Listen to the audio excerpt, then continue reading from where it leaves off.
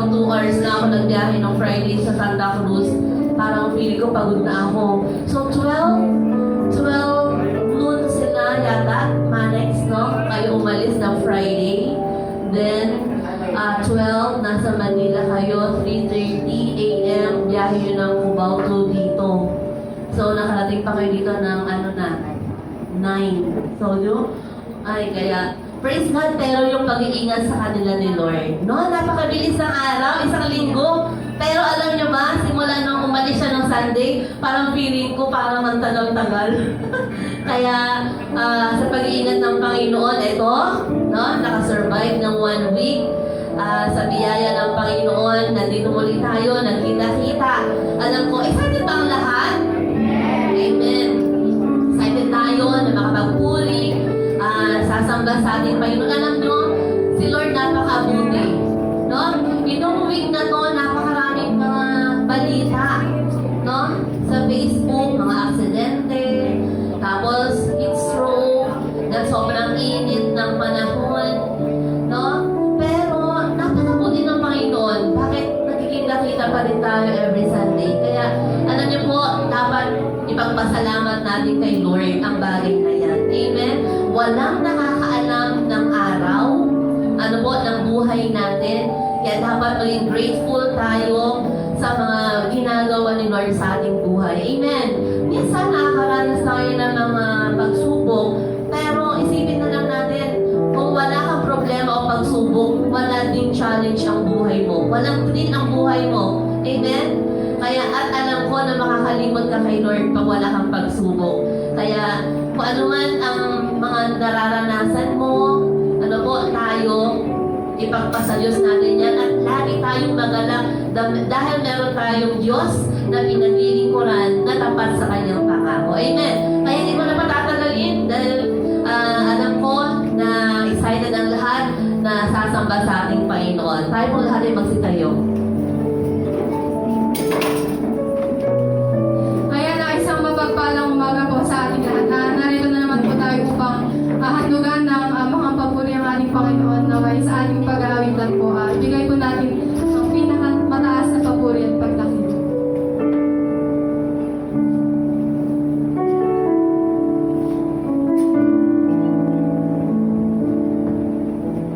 Christ is my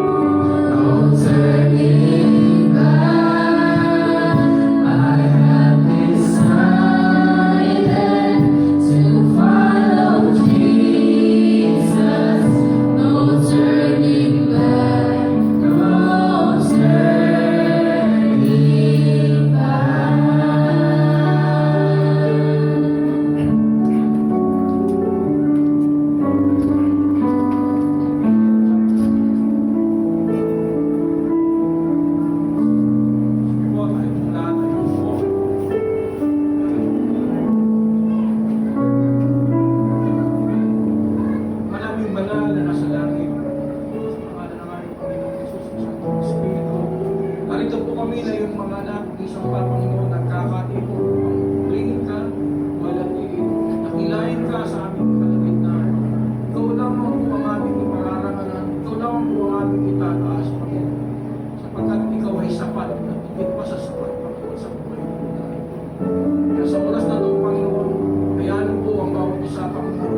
Magkaroon ng kagalakan sa aming mga puso, Panginoon, na ikaw lamang po ang aming pupulingin sa sambay, Panginoon. Ikaw po patuloy na pangalanan at dakilahin sa aming mga buhay. Lord, mayroon ko pong nakikitang karunan sa bawat isa sa amin. Dalangin po namin na linisin mo nga po kami, Panginoon. Patawarin mo kami sa lahat ng karunan at nakikita mo sa amin, Panginoon. Upang maging karapat dapat po kami dumulog sa iyo. Maging karapat dapat po ang pamuling namin sa iyo, Panginoon. Maging karapat dapat po kami sa iyo, harapan. Sabi mo nga sa iyo, salita, Panginoon, 1 John 1:9, ipapayag namin ang aming mga kasalanan. Ikaw ay tapat at panalo kaming lilinisin sa aming kalikuan. Salamat po, Panginoon. Sa oras na ito, kami po ay lininis mo na. Kami ay pinatawad mo na, Panginoon. Kami ay karapat dapat nang lumapit sa iyo na may nakarapat dapat sa iyo kalwalan. Kaya Lord, sa oras na ito, Panginoon, inaanyayaan po namin ang banal mong Espiritu ang siyang malayang pumilo sa bawat isa sa amin. Ang banal mong Espiritu ang kumuspos at kumilos sa bawat isa sa amin na ikaw ang nakakakita, nakakaalam ng kalagayan ng bawat isa. Katagpuin mo po. Ikaw po ang kumilos, Panginoon. Sa bawat pangangailangan, Lord, ikaw po ang magbukay. Sa may mga sakit, Lord, ikaw po ang maging kagalingan, Panginoon. Sa may mga nag-aalumihan, Panginoon, ikaw po ang magbigay ng kapayapaan, Panginoon. Kaya sa oras na ito, Panginoon, pangunahan mo kami. Ikaw po ang manguna sa aming pagpupuri, pagsamba sa iyo, Panginoon. Ikaw naman po ang aming itataas. Tinataas din po namin, Panginoon, yung mga anak, Panginoon, na mangunguna sa gawain ito, Panginoon. Lord, malutigit ang aming ministry, Panginoon. Gamitin mo silang instrumento, Panginoon, upang madala po nila kami doon sa pinakamataas na lulok ng iyong luklukan, Panginoon, na umabot ang aming pagpupulit at pagsamba sa iyo, Panginoon. Magalang ka sa aming mga puso, Panginoon, na nagpupulit, sumasamba sa iyo, Panginoon. Lord, pagpalain mo po ang mga lingkod mo nito, Panginoon. Pakunahan mo po sila, Panginoon. Ikaw po ang makita namin sa kanila, Panginoon. Ikaw po ang gumawa at tumilos sa kanila. Gamitin mo, Panginoon, kumilos po na may kalayaan ng banal mong Espiritu, Panginoon. At ang banal mo lamang po ng Espiritu, ang siyang binibigyan namin kalayaan, ang makakilos sa aming kalagitan, ang ibang Espiritu ay tinatakwin namin in the name of Jesus. Lord, pagpalain mo po, maging mga tutugtog, maging lalo tigit ang aming pastor, Panginoon, na gagamitin mo para mapayag ng isang ka, Lord. Ligay mo po sa kanya, Panginoon, yung double anointing mo. Lagyan mo po ng kapangyarihan yung mga salita mo na lalabas sa kanyang lagi, Panginoon, upang ang bawat buhay po namin ay mabago, Panginoon. Ang bawat buhay po na aming pananampalataya ay lumago sa paglilingkod sa iyo, Panginoon. Magkaroon ng kagalakan na lagi ikaw ang aming paglilingkod at ikaw ang pararanalan po na. Ikaw lamang po ang aming tataas sa aming mga buhay, Panginoon. Pagpalain mo siya sa lahat ng aspeto ng kanyang buhay. Maging ang kanyang pamilya, Panginoon.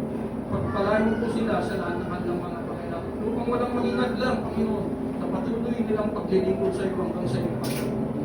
Maranasan po namin, Panginoon, na kami lahat, Panginoon, nagkakaisang puso na sinusuportahan ang vision ng aming pastor, Panginoon, para sa gawain ito.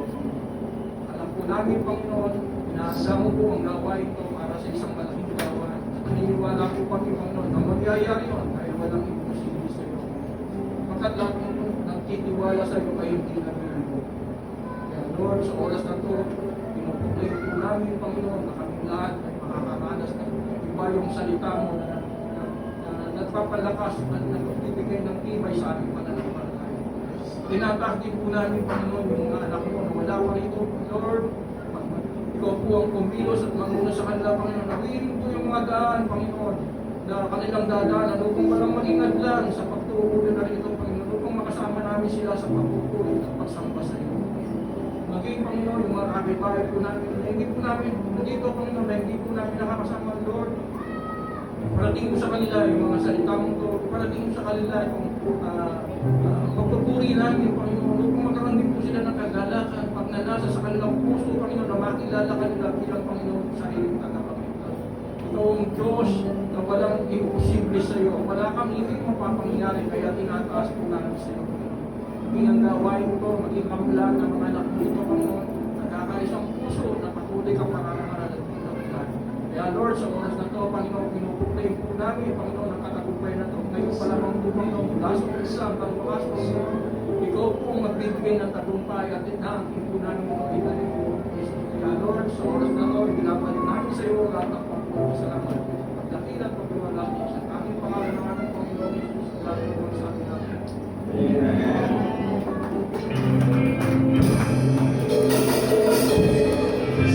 Ayan, excited na po ba ulit tayo magpuri sa ating Diyos sa buhay at sa ating pong pag-aawitan na bigay po natin yung pinakamataas na papuri at pagdakila. And sama-sama po tayong kumanta sa ating Panginoon.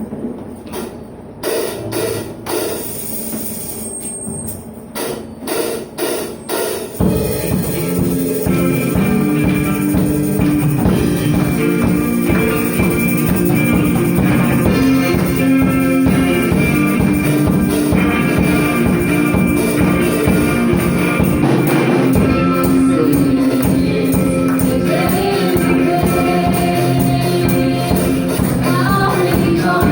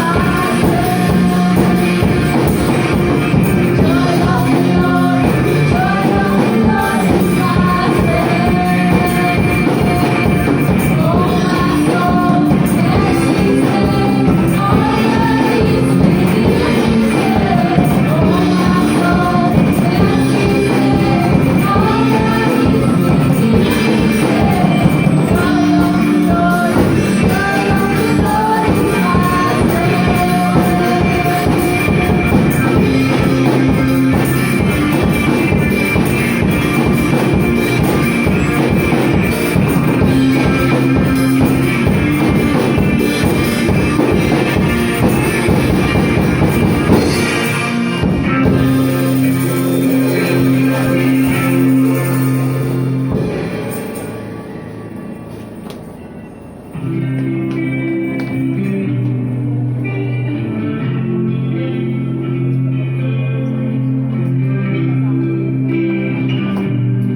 napatuloy po natin papurihan ng ating Panginoon.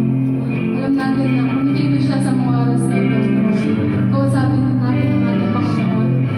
Gamitan natin siya ng buong puso.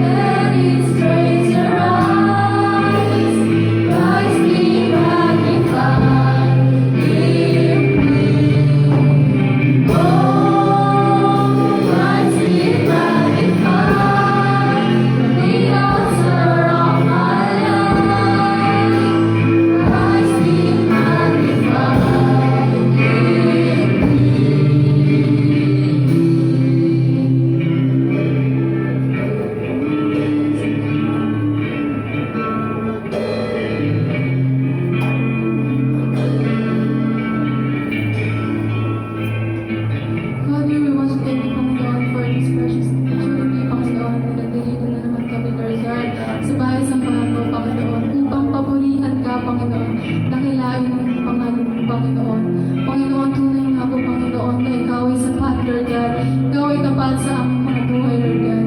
Maraming salamat, Panginoon, sa binigay mong kalakasan, Panginoon, sa umagang ito, na makarating, Panginoon, sa bahay sa bahay mo, upang ikaw lamang ang mapapurihan at mailakila. Panginoon, maraming salamat, Panginoon, dahil ikaw, Panginoon, ang Diyos namin, Lord God, na nagbibigay sa amin, Panginoon, ng biyaya sa araw-araw, Lord God. Maraming salamat, Panginoon. Sa umagang ito, alam namin, Panginoon, na hindi ka pa tapos, Lord God, sa umagang ito, sa service na ito, Lord God. And also, I pray, Lord God, sa mga wala pa po rito, Panginoon. I pray na hawiin niyo po ang kanilang mga daraanan, Lord God, upang sama-sama namin mapakinggan ng iyong salita mo, Lord God. And also, I pray, Lord God, na may tago niyo po sa inyong likuran ng aming pastor na mag-share ng salita mo, Lord God. Naway, anoint mo siya, Lord God. Naway, lahat na kanyang mga sasabihin ay para lamang sa ikatataas ng iyong pangalan, Lord God. Maraming salamat, Panginoon. Inaangkin na po namin ang katagumpayan ng service na ito, Lord God. Tunay nga po na napakadakila mo, Panginoon, sa aming buhay. Ito po ang aking dinadalangin sa matamis sa pangalan ng Jesus. Amen.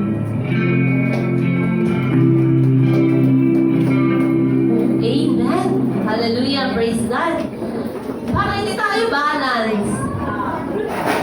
Baka po yung mga pwede dito. Parang yung absent, no? Pag sa school, alam mo kung sino yung mga absent. Ayan. At saka parang nabili na talaga natin yung mga upuan natin, no? Parang alam mo kung sino yung wala. Ayan, nakakatuwa po. Praise God. Sino po ang pinagpala ng Diyos? Meron bang excited dito na magbahagi ng kabutihan ni Lord? Ha? Si Manex? Ha? May pasalubong niya tayo kay Brother Manex, ha? Ayan. Sige. Ako nagpapasalamat ako kay Lord. Parang ang bilis lang po pero sa totoo lang, iniisip ko lang yung 5 araw sila pastor na wala. Sa totoo lang, parang sabi ko, ang tagal. Sabi ko, gano'n. Praise God, napakabuti ni Lord. Dahil unang-una, yung prayer ko na walang sakit yung mga anak ko, na wala si pastor, yun po, no? As in, wala talaga. Napakabuti ng Panginoon. And then yung provision niya.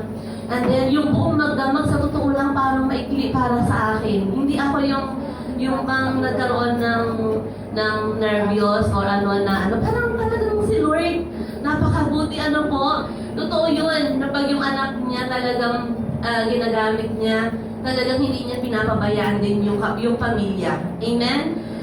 Nagpapasalamat ako sa Panginoon dahil para talagang hindi ko maramdaman yung araw, naging ginawa akong busy sa sarili ko.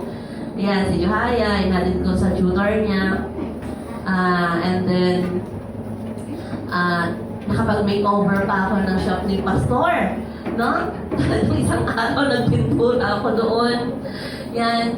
Tapos yung mga tao na ginagamit ni Lord, yung nag-aalaga kay Daniela, available. Talagang napaka-smooth. Amen?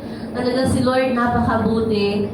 And then nung Friday, pumunta pa kami ng Santa Rosel na Manhigan para sa kapatid ko. So, 2 hours lang yung biyahe. 9 o'clock na kami nakauwi ng gabi. Parang pagod